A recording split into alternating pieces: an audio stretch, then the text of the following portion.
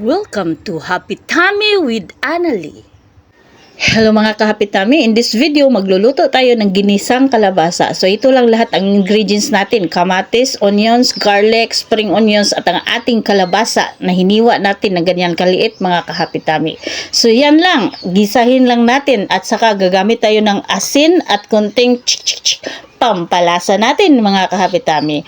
Kumusta pala kayong lahat dyan mga ka-Happy Tummy? Kumakain din ba kayo ng kalabasa? Yung puro kalabasa lang?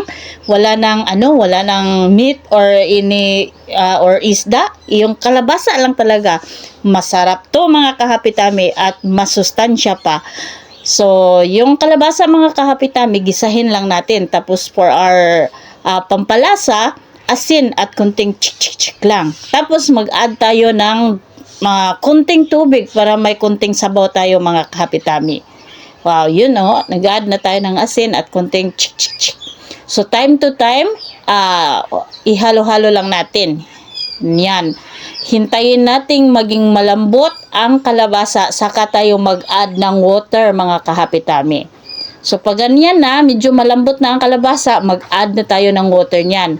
Tapos, dito, pag naka-add na tayo ng water, dapat sakto na yung timpla natin, yung lasa ng ating kalabasa, mga ka-Happy Tummy.